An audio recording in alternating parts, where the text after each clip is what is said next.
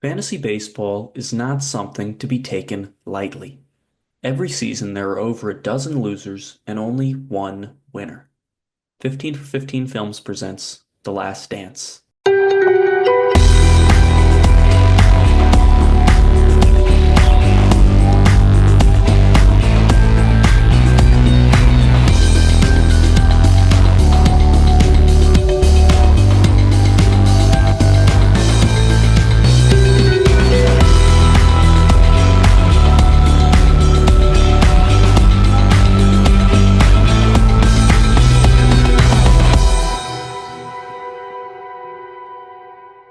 Going into the season, what was your goal? Win. Not be last. Failure and destruction.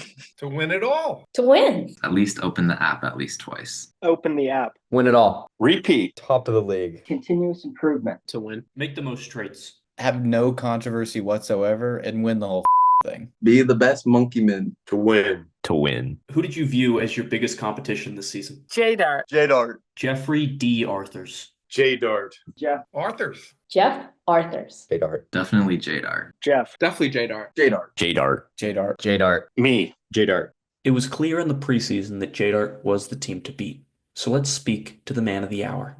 JDART, welcome back to another edition of 15 for 15 Films. First off, I want to thank you for coming on in spite of the fact that your team was worse than a kick to the berries this year. How would you describe the dumpster fire of a team that you assembled in 2024? Well, I would not characterize it even close to that. I had a great team, had some injury problems, but as usual, my prospects came through, maybe a little late on some of them, but they came through. Skeens was, as I told you before the season started, going to be the Rookie of the Year and the Cy Young winner. He was fabulous. So in the end, it was a great season, and I was very pleased. Yeah, and I appreciate the optimism that you presented there, JDART, but personally, I'd describe your team as dog. In the preseason, everyone viewed you as the clear team to beat after your luck-filled 2023 season ended with a championship. With that in mind, what do you think is the best type of food to eat between the hours of 7 and 10 a.m.? I would go with a lazy man omelet. What would you put in that? Onions, peppers, mushrooms, maybe some bacon, sausage, potatoes, that kind of stuff. Breakfast food. That's exciting stuff. According to advanced metrics that I more or less made up, for the second year in a row, your team made the playoffs by the skin of your teeth. Your team was projected to be in ninth place each of the past 2 years, but you managed to defy the odds. When did you get so good at scamming people out of what they deserve? And do you have anything you'd like to say to the boys over at Camp Yes Sir, whose playoff spot you stole? Again, I would take issue with the way you characterize that. No, you just got to get in. You got to get in the playoffs, and then as I've demonstrated, anything can happen. So no, I don't feel bad about that at all. That figures. Coming from you, that makes sense. So, Jeff, there's a long-running idea that every food can be classified into one of three categories: soup, salad, or sandwich. I'm going to list a series of foods, and I'd like you to respond with the category you think they'd fall into. So the first food is taco. A taco salad would be good. Hot dog. That's definitely got bread on both sides, so I'm going to go sandwich. Milk. Well, I just made some corn chowder soup, had a lot of milk in it, so I'm going to go soup. Burger. Burger, definitely sandwich. Again, bread on both sides. Carrot. Did you say carrot? Yeah, carrot. Like the orange vegetable that's in the ground. I'm going to go carrots and salad more than soup. And the last food I've got for you here is pizza. That's a tough one. I'm going to have to say, I like folding my pizza over to eat it, so that's bread on both sides. Sandwich. I think I'd probably agree with you on all of those. Personally, I'd say a taco is a sandwich over a salad, but that's just me. And last question for you, Jeff, because I know you have a very busy schedule, and frankly, I feel like I'm wasting my time spending this long talking to someone who couldn't even make it out of the first round of the playoffs. But what is the key to success in fantasy baseball from the perspective of a six-time loser over the last 7 years? It's all about the waiver wire and not trading with you. Although Jeff did the bed this year, A lot of teams did even worse, including Double D. Last year I asked you what went wrong in 2023, and you responded with, I think I had a couple of injuries. It all sort of fell apart at some point, I think. This year, you didn't seem to learn from your mistakes and once again had a poor season. So I ask you, what went wrong in 2024? I didn't win at all. You have been known to dabble in the dark arts of consuming White Castle whenever it's readily available. With this in mind, what is your order at White Castle now in 2024, and how has it changed from what you would have ordered in the 80s before you were a five-time fantasy baseball loser? Now I'm probably going with two chicken and cheese sandwiches and a fries and a soft drink. And back in the day, it was probably, I would say probably 6 or 8 hamburger or cheeseburgers, maybe an onion rings or fries. So I've moved on to the chicken sandwich. That really sounds like an interesting change. And do you think that this change has impacted your fantasy baseball performance? I'm not sure. A lot of people around the league have said that you may be the best umpire in the MLB if given the opportunity. Could you give us a rendition of your preferred strike three call? Oh, for sure. Hang on. Is it a called third strike? Yes. Bam! You gone. That was a really, really nice strike three call. I don't think I'd be able to compete with that, but I'd do something along the lines of, yeah. So when your players are going through a tough spell on the field, you've been known to give pep talks to reignite their competitive edge. What are you telling your players this season while you were making your late playoff push? I think it was just, hey, let's get together and start playing. And clearly that motivation had an impact on your guys, but not until it was too late in the season. You did, however, manage to win the losers bracket, bumping your final post-playoff ranking to 9th place. How did it feel to know that you were the best out of all the teams? Well, considering I didn't make a maneuver once I was done with the regular season, I didn't even know that. So thank you. You're welcome. You hear that DC being poured? When you start your day with a DC, nothing gets better than that. You know what I'm saying? It's all downhill from there. Camp Yes Sir, aka George, Kieran, and Ethan. You set 3 records this year. First, you managed to successfully be the earliest team to ever be eliminated from the playoffs in the FBRSE, of course referring to the fantasy baseball recorded stats era, barely topping the impressive performance that the now defunct Munson Mattingly put together last season. How did it feel to do this poorly and know over 2 months before the season ended that your season was over? We were never out till we were out, and unfortunately, we were out very soon. And it was really sad, but it allowed me never to open the app again, which was very exciting. Leading up to football was when I opened the app again. Kieran, you were brought into Camp Yes Sir this season as the head of scouting. Reports show that you downloaded the app, attended the draft, looked at the team one time, and then went MIA for the remainder of the season. Could you explain your side of the story? Yeah. So I was there at the draft, and I was really happy to take part in it and get invested in this team. And then I didn't look at it again. The second record you set was for the fewest number of transactions in a season. Throughout the season, you only managed to make 11 moves. This means over the course of 20 weeks, where you could have made 4 moves per week, you only made 13.75% of your allotted moves. This also doesn't account for double weeks, so you actually made closer to 10% of your possible moves. Why did you feel so confident in the team you had assembled? It's a tough question. Let me just say that I didn't know we could make some trades, and I don't actually know how to do it on the app. I think all those trades that you described and the moves of picking up new players, you told me how to do. And Ethan, like Kieran, you were brought into Camp Yes Sir this season in an advisory role as a lead scout. Having made so few moves this season, what did you even do after downloading the app? I mean, I think I opened it at least once and took a look. And the third record you set this year was becoming the most unlucky team in the history of the league. You were projected to have 35.5 more wins than you ended up with, according to the stats that I more or less made up. What do you think led to this disparity? Personally, I think it was our goal to be the most unlucky team. I mean, we just want to set records out here. For me, I think it was because of the poor management of your franchise. But speaking of franchises, if you were to have 3 wishes, but each wish would cost you a finger, which fingers would you be willing to sacrifice, and what would you be getting in exchange for these fingers? I would get rid of this finger, and this finger. So all that's left is a middle finger and the thumb. We need those two. We need those two. I think that I would like right now a case of DC because I'm currently out and need to go to the store, and I'm on my last one. It's a little Santa one. I think I would want some Oreos right now. Also, they just came out with some Christmas ones, and I'm looking to get some of those. And finally, I'd like a Dancing Man trophy. That's what I would like for all of our wins in fantasy football. Those all sound like wonderful things to get in exchange for those fingers.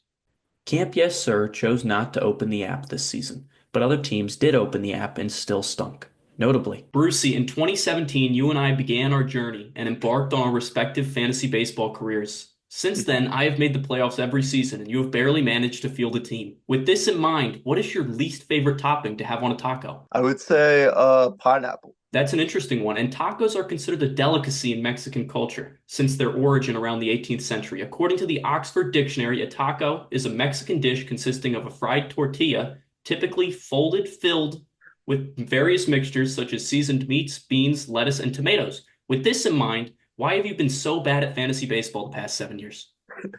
I would say I always get too distracted and I'm not hunting down the waiver wire like everybody else is. In 2024, you finally decided to retire the Disney Dinger's name and became the Beast Bombs. Was the rationale behind this change rooted in the fact that your team always blows up?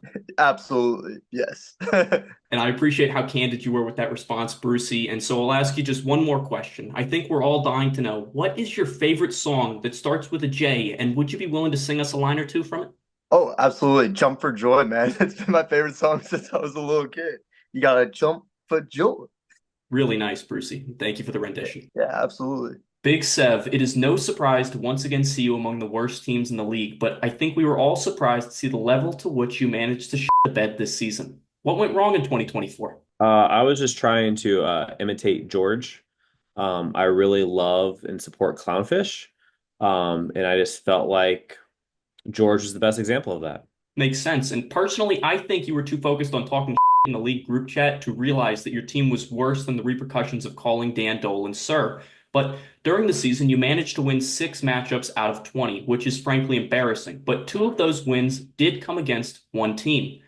How did it feel to be able to own a perfect record against the boys over at Camp Yes Sir? You know, sometimes you got to put them around a campfire, make them sing songs, and I took them to camp. And so how did you prepare differently going against them compared to your numerous losses against the rest of the league? I let my toddler pick my lineup those weeks. That makes sense. And so as you mentioned previously, you are a fan of clownfish. And so in the movie Nemo, Marlin, Nemo's father, says, "Of course I like you. It's because I like you, I don't want to be with you. It's a complicated emotion." Is this sentiment conducive to your relationship with winning, specifically in your continuous failures and missed playoffs? Yeah, I just thought we were here to have fun. Well, frankly, we're not, Severance. This is a real important game. And so why do you and winning have such an adverse relationship? I just like to keep the rest of the league on their toes. And last question for you, Big Sev. I know that you're a busy guy. And so after so many years of mediocrity, some are speculating that you could be hanging up the cleats next season to focus on other fantasy sports. Some are also speculating that you could be joining forces with another manager next season. Do you care to comment on these rumors? The goal here is in this camp is win it all next year. So we're gonna just took an off year to do some scouting, and next year we're gonna take it all. Thank you, Severance. Obviously, Ryan won't be in the championship conversation next season. I'm not sure who he thinks he was fooling with that statement, but this team may have a shot. Chris and Tumpy, coming into the season, nobody had any expectation other than a missed playoff from your squad.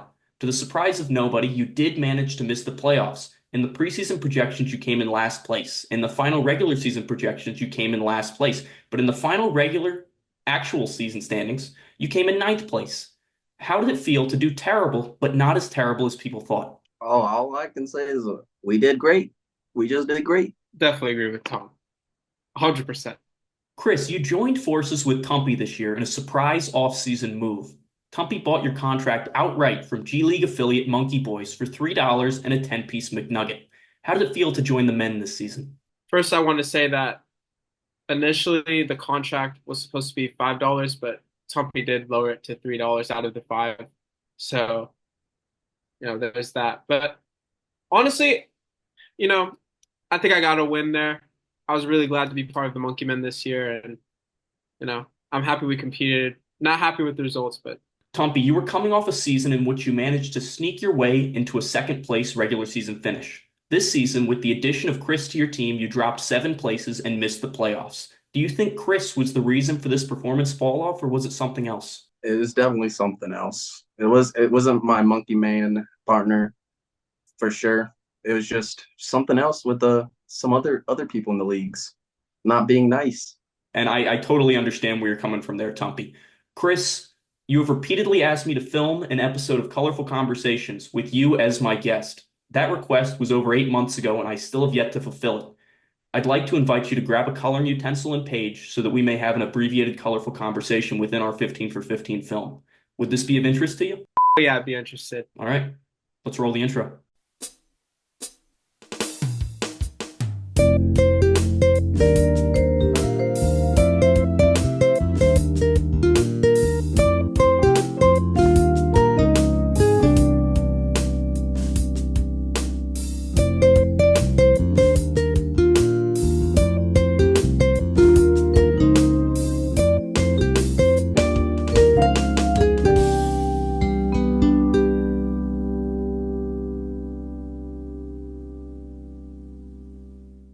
All right, Chris, in this colorful conversation, I just wanted to start out by giving you a list of words that we're not going to be permitted to say during the conversation. So if you could refrain from saying the following.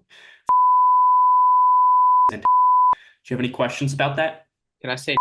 No, we're going to have to refrain from saying that, but thank you for asking. It's a good question. All right. All right, and Chris, what are you going to be coloring for us today? I will be coloring with a black pen, and I will be using a blank canvas. Very nice. I am coloring this chick from Monsters, Inc. that sort of looks like a slug. I'm not sure what her name is, but she's going to be purple for me. I'm using crayons to color with. So I guess she's your slime? Yeah, she's looking a little slimy. And so, Chris, I'm going to ask you a little bit of a touchy question here. So, just answer me as honestly as you can if you don't mind. So, Yeah, I got if you were stranded at sea and could only bring 2 items with you, what would you bring and why? I'd bring a pen and a piece of paper. And why would you bring those, Chris? Because coloring is such a passion that I just like to do that until I die. Yeah, I feel that. If it was me, I think, again, it's a really hard question. That's why I wanted you to just be as frank with me as possible. But I think I would probably bring a change of socks and a 3rd generation iPod Touch so that I could play Brick Breaker on it. That's not a bad idea. It's just that I think the problem is like once you run out of battery, like you're kind of screwed. You know what I'm saying?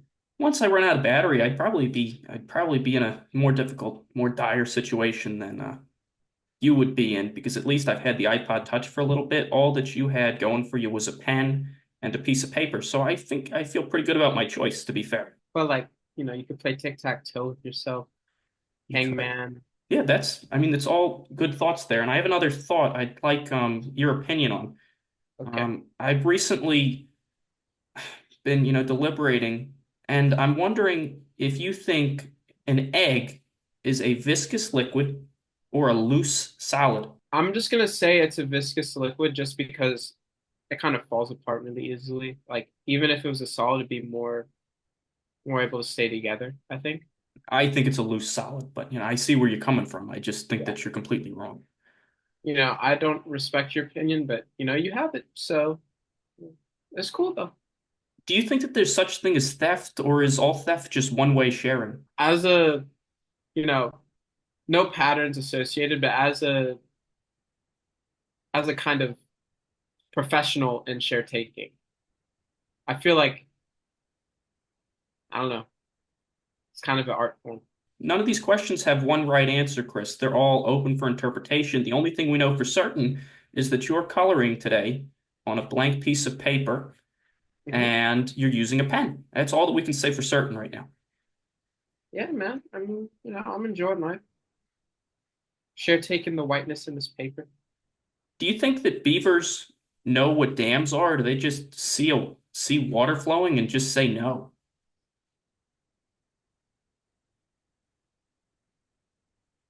You okay there, Chris? Sorry, I'm getting emotional. I know. That was a hard one.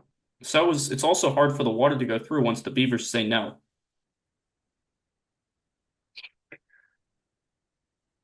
I remember I had a pit beaver.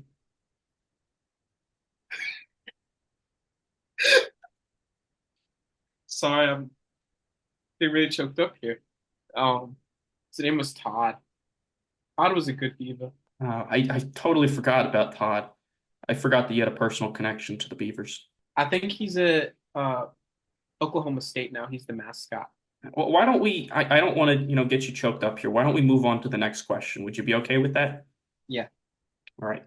If you were a fish for 18 hours, what would you do in that time? What would be the first thing you'd do, actually? I think the first thing I'd do is I think I'd swim around. I like to swim. Fair enough. That's probably one of the main things that you should be doing if you were a fish. So you've started swimming around. What are you doing next?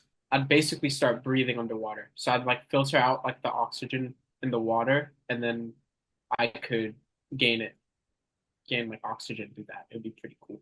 What do you think that the ideal amount of toes to have is? On one foot or on both? You could give me the answer to both. I'd love to know what like the correct amount of toes on the left foot would be, the correct amount of toes on the right foot would be, and then your total between both feet. Honestly, I'm more of a 3 foot type of person. I think it provides more like mobility. I don't know. Yeah, Ladies no, I see love where the you're coming third- from. Ladies love the 3rd foot. I'd probably have to say a big toe in the middle. Sorry, I'm still thinking about Todd, man. Um, Todd, why'd you have to ask that? I'm really A big sorry. toe in the middle, I but didn't mean to get on that touchy subject. it's okay. Big toe, middle foot, and then I'd probably say on the right 5. I think 5's a solid number, but on the left, assuming you're right foot dominant, um, I'd have to go with like 3. I think a solid 3 is good. Limit the amount of injuries you get. Yeah, But make the toes on the left foot like a bit bigger. no, that makes sense. For me, I think I just want like one huge toe all the way across on both feet. What an interesting thing. You mean like horizontally? So like it kind of like looks like it's part of the foot, but it's not. Yeah, it's just like I just have one big toe. It's like instead of having all these fingers, it's just one big toe like this. Oh, okay, okay. What I thought you meant was like if this was your foot and then your toe went like this way. I was like, why would you do that? Chris, I'm not playing games here. I'm talking about how many toes I'd like to have. And I mean, that's silly that you even asked me that. I mean, come on. Yeah. Sorry, I'm trying to eliminate all this white space, but I don't think it's going to be possible. So I'm just going to keep doing what I'm doing here. If you had a button and every time you pressed it, something would happen, what would you want that thing to be that would happen to be? Probably give me V-Bucks. I like V-Bucks. I like Fortnite. What would you get with those V-Bucks? I'd probably buy like a mansion in Fortnite with it. Would you go to the Eminem and Snoop Dogg concert? I would rather not listen to Eminem, but I think it'd be worth it just for the experience. You know what I'm saying? Yeah, no, I know what you mean. Could you describe trickle-down economics to me using cookies? Basically, let's say we have a lot of people who want cookies. And someone gets a really big cookie, right? Let's say Big Justice. He gets the double chocolate. And all the viewers want cookies too. Well, the better viewers, the ones born to be more suitable, some would say, would get a larger portion of that bigger cookie once Big Justice is finished. And then from there, those viewers give it to the less fortunate, more, a little dumber, commit disproportionate amount of whatever. It could be whatever, but bad stuff that people don't like. Bad people. What type of cookie would it be? I like a s'mores cookie. Do you think that a peeing contest should be based on duration or quantity? I don't think quantity or duration is fair. I think it should be more about how far. Because like people are born, distance is a good one because people are born with different sized bladders. Like it's not fair, right? Like you can't compete with someone who's like 3 feet bigger than you. Just mad or I'm so sorry. freaking. Chris, hold on. We had an understanding at the beginning of this conversation that we were going to refrain from using that word. You know, I honestly probably would have respected that until I couldn't say anymore, and then that all went out the window. Okay. Do you think that Aladdin can fly, or do you think him and his magic rug are separate entities? I think the rug. I think people try to take credit for other people's work, and Aladdin's not any different. He's share taking. It's a share taking. If you had super strength, but only for picking up one thing, what would that thing be? I'd say something. I don't know if I want to mention the object because, I just like to be mysterious, but I'd say something like soft, something that's sought after, especially like maybe like a couple centuries ago. I don't know. I'd probably want to pick up the moon. That's a good one. I didn't even think about that. Why not? I don't know. I just like instinctually want to like. I like soft things. Would you pick up like a soft baked cookie? I'm just trying to figure out what this item could be because you weren't really being all that specific about it. Probably like something that is the color of what I'm trying to get on my page. And I think by getting rid of those spaces on my piece of paper, then maybe more of it will be produced in real life. It's kind of like you put in one thing and then you remove another. So hopefully it's the opposite effect here. Yeah, no, that all makes perfect sense. But Chris, unfortunately, because this is a shortened version of Colorful Conversations, we're going to have to come to a close here. And so let's go ahead and show off our work, sign it, and then sign off. So I'm going to go ahead and sign my work. If you want to do the same. Yeah, I think that's a good idea. Sign and date it. I'll show you my work, and I'll give you a little bit of an explanation for it. So this is the slug lady from Monsters, Inc. I colored her purple, and then I colored other things. And that's mine. Can you show me what you drew? Yeah, man.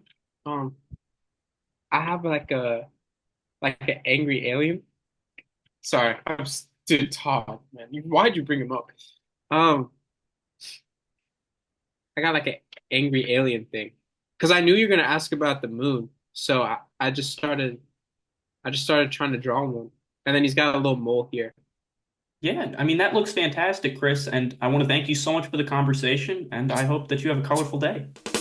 You too, man. I'll catch you.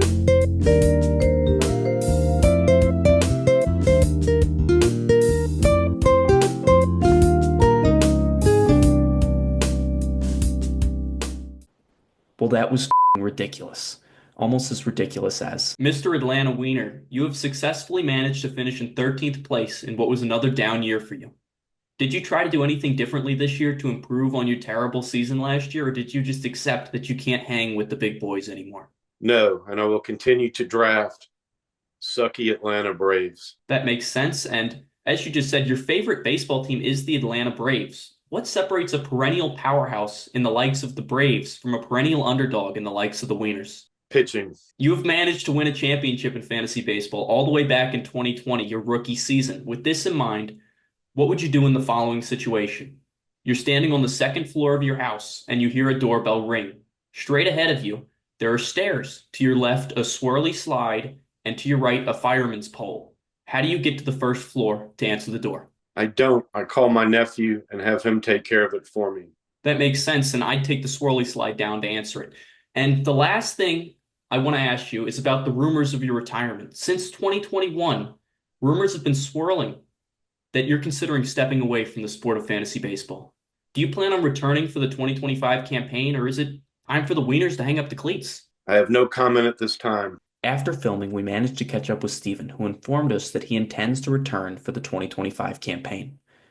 Our next team also plans on returning, managed by Ellen Dolan, aka Miss Meatball. The Boston Meatballs were one of two rookie teams to join the league this season. How did it feel to be a part of the league this season after having to watch from the sidelines in 2023? It was great. It was better than I ever expected. Lots of fun.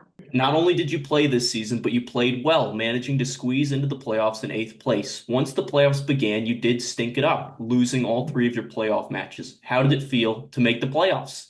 Well, it felt great to make the playoffs, and I'm just going to focus on the positive because the whole experience exceeded my expectations. It was lots of fun. And do you have any advice for aspiring fantasy baseball managers looking to make the playoffs and lose? Well, my advice would be just have fun with it and do your best and try to pay attention to who's injured. You managed to be voted Rookie of the Year this season, due in part to your performance, but more so due to the overall essence you projected in the league. As someone that is frequently rooted against, I'd love to know, what about the Meatballs made you so likable among opponents this season? Positivity wins with the crowd. And last, and probably the most important question I think everyone wants to know, how did you come about choosing the name Boston Meatballs, and what is your favorite type of meatball to munch on? Well, I live in Boston, and I like meatballs, and I like to make meatballs. Therefore, it was the Boston Meatballs. My favorite kind of meatballs to munch on are the meatballs that I make. Very nice. If you were curious, she gets the meatballs from Trader Joe's and cooks them in a crock pot. That's the extent of my knowledge on the topic. John, how did it feel to not be in the league this season? I don't know if this is going to get bleeped out, but it felt like I got. And Flem, how did you feel being on the sidelines this year? Disgusted. That tracks, but let's hear from the guy who took your spot this year. Seth, you were a late addition to the Fantasy Baseball League after an unexpected dropout of perennial powerhouses John Dolan and Brian Fleming, mere days before the start of the season. With this in mind, there have been rumors swirling all season that you may be a one-and-done team in the league, with these old guys looking to reclaim their spot next season. Are there any merit to these claims? Seth, you there? Hello? Well, it seems Seth is a no-show, so I guess we're going to go ahead and boot him from the league. John and Flem, are you guys still interested in rejoining the league? I am. All right, well, that's sorted. The prior interview was composed using out-of-context clips from the 2023 15 for 15 film, Chasing Perfection. But I've provided texts as proof to confirm the re-entrance of John and Flem into the league in 2025. With this in mind, let's speak to Bam, welcome back to 15 for 15. How does it feel to have yet another year of fantasy baseball in the books and be graced with an interview from yours truly? It's the highlight of the season, even if you don't win, to be part of this film. As you mentioned, you didn't win. So you finished in 13th place in 2022 and 2023, and many were speculating that your best fantasy years were behind you, even though you had yet to have one. Then 2024 happened. You managed to prove everyone wrong and make the playoffs with a respectable 100 wins this year. You did, however, still end the season with a loss. How did it feel to be a fantasy baseball loser for the 5th straight year? Excellent. In Pirates of the Caribbean, Jack Sparrow says, "I've got a jar of dirt." Do you think he was referring to your fantasy baseball team when he said this line? No, I think he was referring to Miles's. Fair enough, and I've got a baseball trivia question for you, Mary. A baseball is hit towards the pesky pole in Fenway Park. Jaron Duran tracks the ball down and catches it. How many oranges does Jaron have? 14. Obviously, it's a huge accomplishment to make the playoffs in fantasy baseball. If you make it to the big dance, you have proved to everyone that you were at least better than 6 other teams. In your case, you were better than 7. What would you say to everyone that you finished higher than this season? Better luck next year. Goodward, there is a long-standing method to do well in fantasy baseball. Have good players, good team morale, and be an excellent manager. You failed in all 3 of these aspects, but still managed to end the season in 3rd place. How'd you do it? The guy named Ricky Bobby, I think's his name. His dad once said, "If you're not first, you're last." Well, my motto is, if you're not first or second, you got to be third. So this marked your 5th year in the league. First off, I'd like to congratulate you on half a decade of fantasy baseball. I'm old. Jesus. So now with this in mind, you have been in the league 5 years, and you have no trophies to show for it. Before this season, your highest regular season finish was 5th place. How does it feel to have more experience than most of the league and still post mediocre stats year in and year out? You know, that's fine. There's a lot of rumors that your favorite player is Edwin Diaz, and he has a very nice walk-up song. Could you be so kind as to give us a rendition of it? Boom, boom, boom, boom, boom, boom, boom. Boom, boom, boom, boom, boom, boom, boom, boom, boom. Meh, 3 out of 10. Oh, Kirk, it is truly an honor to have you on 15 for 15 for an interview this season. First, I want to thank you for all you've done for the game of fantasy baseball, over a decade of fantasy baseball under your belt. With this in mind, one of the more impressive feats of your game is your longevity. How have you managed to turn in top-notch seasons for all these years? I put some time into it, and I keep pretty close track of it. So, yeah, I love it. This season marked the first time in my 7-year history that you changed your team name. You have long been known as Kirk High Anxiety, but this season you changed the name to simply High Anxiety. What was the reason for the change? I was just trying to streamline things a little bit, get rid of the excess fat. Wasn't needed, so I just chopped it. And do you think that this name change helped your team come together for your strong second place campaign this season? I don't think it did, really. No. And as you are one of the 2 remaining league members from the PMDJTFBLE, of course referring to the pre-Miles Dolan joining the Fantasy Baseball League era, how do you feel the league has changed for better or worse since my entrance and subsequent rise into stardom as a perennial fantasy baseball powerhouse? I actually think it's gotten better. Even though I did win one of those early years when you weren't around, but it's been a lot more fun. There's been a lot more kind of interaction between the players since you've arrived. And I appreciate that sentiment, Kirk. And as I was unable to interview you in 2023, I need to ask, how did it feel to finish last season's playoffs in a poor 6th place for your high standards? Yeah, that didn't go well. So it didn't go well this year either because it didn't go well. So I've got a plan though. I got a strategy and I'm refining it, and I'm thinking next year is going to be my year. And going back even further, in 2022, you missed the playoffs altogether. The first time this was seen in the MDBITFBLE, or the Miles Dolan being in the Fantasy Baseball League era. After this abysmal finish, rumors were circulating that you were washed and no longer able to compete with the big hitters with the likes of myself and JDART. How did it feel to prove all the haters wrong and beat us both this season following a brief slump in performance? Well, it always feels good. It always feels good beating both you and my brother. And to be truthful, I don't even remember not making the playoffs 2 years ago. So I just kind of put it right out of my mind. Got back to work and things went better. With respect to your valuable time, I have just one more question for you so you can get back to preparing for next season.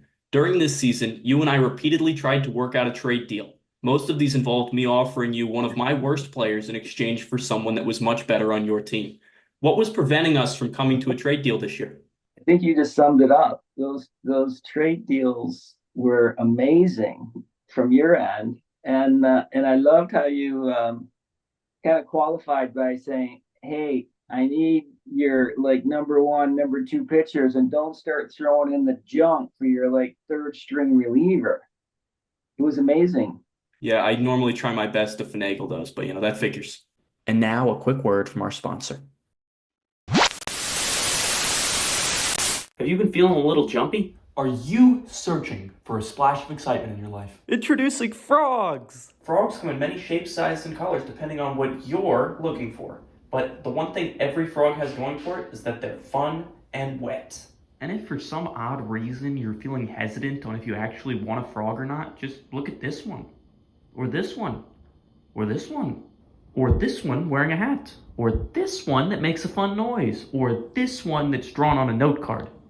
Oh, wrong side.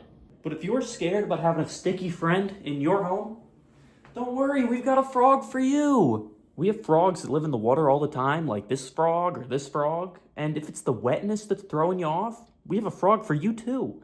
This brown dry frog is called a toad. His name is Albert. All of this to say, frogs should be in everybody's home. They're so much fun. And the best thing about them is they only have 2 moods. Love and eat bug. Frogs are simple creatures that everybody loves. So get a frog in your house today. Do it. Do it. Just do it.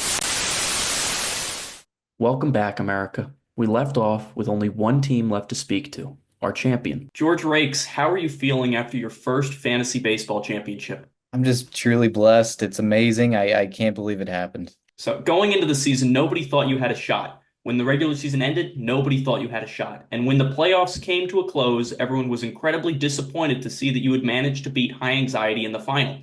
I don't have a question for this. I just wanted to get it out there. But in 2023, you came in 9th place in the regular season, missing the playoffs and coming in last place among all members of the coveted bingo group chat. What was your strategy in last year's abysmal fantasy baseball season? My strategy last year was to at least not be last, which I completely failed at. A key to your rise to glory this season was the addition of Zach Roof to your team as your new HR manager. It is well known that there's been a lot of controversy surrounding your team. Zach, how did you manage to hone in George this season and prevent him from doing further harm to his already tarnished image? Well, actually, so this is a great question. We actually created a fantasy football league together, and now he's sending all the scam trades in there rather than the baseball. So we've really been able to redirect his focus into fantasy football. You also tried to amend your image by changing your team name this season to No Controversy Year. Do you think this change helped fix your image this season? And do you plan on continuing your track to redemption next season? Or will you return to your heinous ways? Well, this year I wasn't trying to do many trades. Wasn't even trying to win the whole thing. Just no controversy, and it just ended up that I won. Zach, after the season, you edited what can only be described as a masterpiece of a victory speech. Due to copyright infringement fears, we are unable to show the video itself, but could you describe this video for us in 11 words? I mean, it's the greatest video of all time. You still got 2 more words to play with if you'd like to use them. Thank you. George, in 2012, it was rumored that you were able to shove 44 marshmallows into your mouth. Obviously, now a lot of your focus has shifted from filling up your mouth to filling up the scorecard. But do you think that you could still be able to put up numbers like this, even being out of training? Yes. And George, of course, congratulations on winning it all and taking home the 2024 Fantasy Baseball pennant. As we come to the end of this 15 for 15 presentation of The Last Dance, I'd like to roll out the red carpet for you. This camera, this camera, this camera. The floor is yours. Leave the fans with any lasting thoughts you want to share. Everyone's been asking what would happen if I didn't win. I guess we'll never know. Miles, welcome to your interview. You've spent a lot of time interviewing all of us about fantasy baseball. However, it is our time to interview you. I have a would you rather question relating to baseball. Miles, would you rather have to wear a full catcher's gear outfit every day for the rest of your life, or have to walk around with a bucket of baseballs and hand a baseball to every person you see? When I finish the bucket, can my task be done? No, it's for the rest of your life. So my options are to have a continuous supply of baseballs always on me that I have to give out, or I have to wear a catcher's uniform for all time. So is there a specific weight that the balls are at, or is it just infinite amount of weight? I think it is a total of the weight of 10 baseballs that you constantly feel. Okay, yeah, 10 baseballs isn't that much. If we were talking about something very heavy, I'm not sure I'd be able to do that. But with all that in mind, I'd definitely go with the catcher's uniform. I love that answer. What would be your preferred color of your uniform? Probably brown. Then Why? you couldn't see any of the stains. What would be the stains? I'm not willing to divulge that at this time, but thanks for asking. Okay, that's all I got.